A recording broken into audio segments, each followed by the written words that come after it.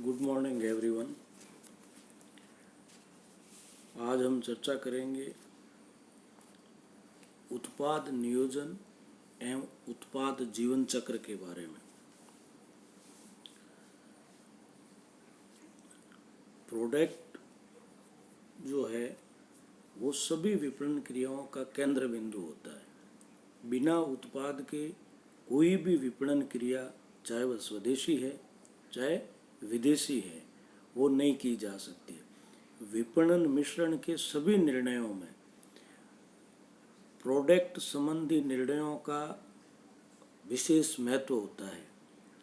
ये निर्णय एक व्यवसाय को प्रगति के पथ पर ले जा सकते हैं, जबकि गलत निर्णय व्यवसाय को पतन की ओर ले जा सकते हैं। स्वदेशी विपणन की तुलना में अंतर्राष्ट्रीय विपणन में यह कार्य और भी जटिल तथा चुनौतीपूर्ण होता है, क्योंकि एक उपभोक्ता उसी उत्पाद को पसंद करता है जो उसकी आवश्यकताओं को सर्वोत्तम रूप में पूरा करता है तथा अधिकतम संतुष्टि प्रदान करता है। मोटे रूप में उत्पाद नीति के अंतर्गत उत्पाद व्यूहरचना, उत्पाद नियोजन एवं उत्पाद प्रबंधन को सम्मिलित किया जाता है। इसमें उत्पाद मिश्रण भी शामिल होता है। पहले उत्पाद नियोजन क्या है? तो अंतर्राष्ट्रीय विपणन नियोजन एक प्रकार की क्रिया है जिसमें एक संस्था अपने संसाधनों को अपने उद्देश्यों एवं अवसरों को प्राप्त करने के लिए मिलाती है। इसमें एक संस्था यह निर्णय लेती है कि भावी विदेशी बाजार को ध्यान में रखते हुए वह अपने संसाधनों, पूंजी, उत्पाद प्रबंधन आदि का किस प्रकार उपयोग करेगी। अंतर्राष्ट्रीय बाजारों में प्रतिस्पर्धा सबसे प्रमुख तत्व होता है। इसमें कोई भी उत्पाद सदैव प्रतिस्पर्धी उत्पादों के एक क्षेत्र का भाग होता है। क्रेता इस प्रतियोगी क्षेत्र में से अपने उत्पाद का चयन करता है। वह किस निर्माता या विक्रेता के उत्पाद का चयन करता है, ये कई बातों पर निर्भर करता है, जैसे उत्पाद की उपलब्धता, किस्म, कीमत निर्धारण की ख्याति आदि। एक अंतर्राष्ट्रीय विपणनकर्ता अपने उत्पाद में वास्तविक या मनोवैज्ञानिक अंतर प्रदान करता है, जो ग्राहक के मस्तिष्क में विशिष्ट स्थिति उत्पन्न करने का कार्य करती है। इस प्रकार की भिन्नता उत्पन्न करना ही उत्पाद नियोजन कहलाता है।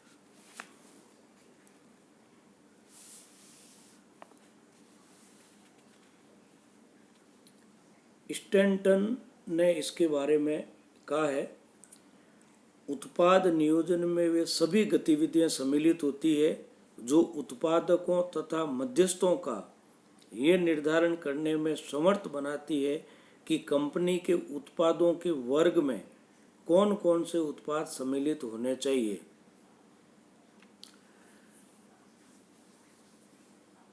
उत्पाद नियोजन में जो मुख्य रूप से जो बातें शामिल होती है, उनमें उत्पाद के बारे में खोजबीन करना, यानी अंतर्राष्ट्रीय बाजार में उत्पाद को बनाने एवं बेचने से पूर्व उत्पाद के बारे में खोजबीन की जाती है, ताकि उपभोक्ता की इच्छाओं एवं आवश्यकताओं के अनुरूप उत्पाद बनाया एवं प्रस्तुत किया जा सके।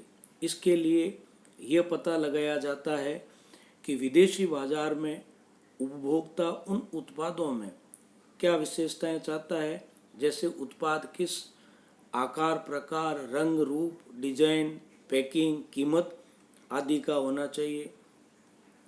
इसी तरीके से व्यवहारिकता का पता लगाना, वर्तमान जो उत्पाद है उसमें थोड़ा बहुत आवश्यकता अनुसार हेर फेर करना या परिवर्तन करना। कई बार उत्पादन परित्याग भी किया जाता है। यदि किसी उत्पाद का निर्माण एवं विक्रय पहले से ही किसी विदेशी व्यापार में किया जा रहा है, लेकिन उस उत्पाद की बिक्री धीरे धीरे कम होती जा रही है, या उसके संबंध में कंपटीशन बढ़ रहा है, या उस उत्पाद से लाभ कम होते जा रहे हैं, तो उस उत्पाद को विदेशी बाजार में बनाने एवं बेचने को बंद करने का निर्णय लेना भी उत्पाद नियोजन में सम्मिलित होता है।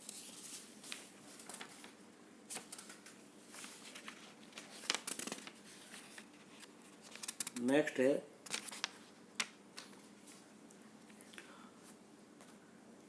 उत्पाद जीवन चक्र, प्रोडक्ट लाइफ साइकिल। व्यक्तियों की तरह प्रत्येक उत्पाद का भी एक जीवन चक्र होता है, जो अपनी उत्पत्ति से समाप्ति तक की विभिन्न प्रक्रियाओं यानी प्रस्तुति, विकास, परिपक्वता और संतृप्ति इससे गुजरता है। वातावरण से उसका समायोजन यह निर्धारित करता है कि उसका जीवन कितना सफल रहेगा। जिन परिस्थितियों या अवस्थाओं में नया उत्पाद बाजार में प्रवेश करता है, वह उसके लिए चयनित विपणन व्यूह रचना को प्रत्यक्षतः प्रभावित करता है। इस बारे में कोटलर ने कहा है, उत्पाद का जीवन चक्र इस बात को स्वीकार करने का प्रयास है कि उत्पाद के विक्रय इतिहास के विभिन्न स्तर होते हैं। विक्रय इतिहास 4 स्तरों से गुजरता है, जिन्हें परिचय, वृद्धि, परिपक्वता तथा पतन के नाम से पुकारा जाता है। पहला है इसमें बाजार परिचय अवस्था। उत्पाद प्रस्तुतिकरण जीवन चक्र की प्रथम अवस्था है, जिसमें उत्पाद को बाजार में प्रस्तुत किया जाता है।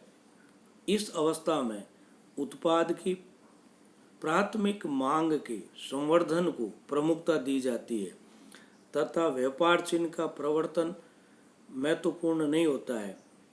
इस अवस्था में लागत ऊंची हो सकती है, साथ ही वितरण समिति एवं लाभ की संभावना भी बहुत कम होती है।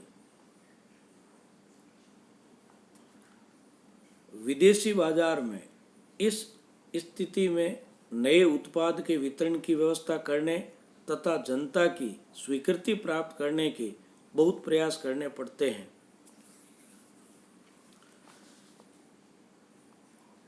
इस तरह इसमें प्रतियोगिता कम होती है। इसमें उच्च आय वाले समूह के लिए विक्रय किया जा सकता है। इसमें वर्ग सीमित हो सकता है, सीमित वितरण हो सकता है और प्राथमिक मांग का संवर्धन। नेक्स्ट स्थिति है इसकी बाजार वृद्धि स्थिति या बाजार वृद्धि अवस्था। इस अवस्था में जनता को उत्पाद की जानकारी हो जाती है तथा उसकी बिक्री तेजी से बढ़ने लगती है। यदि उत्पाद से प्राप्त होने वाला लाभ आकर्षक प्रतीत होता है, तो नए प्रतियोगी विदेशी बाजार में प्रवेश करने लगते हैं। इस पर वस्तु का संवर्धन चयनात्मक मांग को प्रोत्साहन देने पर अधिक केंद्रित होने लगता है। उत्पाद को खरीदने के लिए विक्रेता क्रेता को पुकारने लगता है। वितरक निकासों की तीव्र गति से वृद्धि होने लगती है।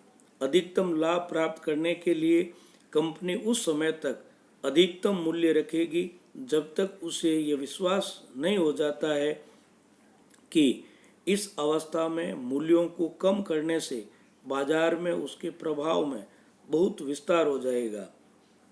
उसकी उत्पादन क्षमता पर्याप्त या अति उत्पादन क्षमता है। प्रतियोगियों ने बाजार में प्रवेश करना प्रारंभ कर दिया है, जिसमें से मूल्यों को कम करना कंपनी के लिए आवश्यक हो गया है। मूल्यों में कमी से यदि विक्रय में पर्याप्त वृद्धि नहीं हो पाती है, तो तीव्र विकास की इस अवस्था में भी लाभों में बहुत कमी हो जाएगी। किसी भी दशा में इस अवस्था में मूल्यों में कमी होने की प्रवृत्ति रहती है। विकास की इस अवस्था के कुछ दूसरे लक्षण भी होते हैं, जैसे प्रतियोगियों की संख्या में वृद्धि होना, उत्पाद में कुछ महत्वपूर्ण परिवर्तन करना, रेखा उत्पादन पद्धति, दूसरे बाजारों के खंडों में प्रवेश करना, वितरण के माध्यमों के लिए संघर्ष, विक्रेता बहुरेखा नीति अपनाना और चयनात्मक मांग को बढ़ाना। इस प्रकार विकास की इस अवस्था में जो कंपनियां विदेशी बाजार में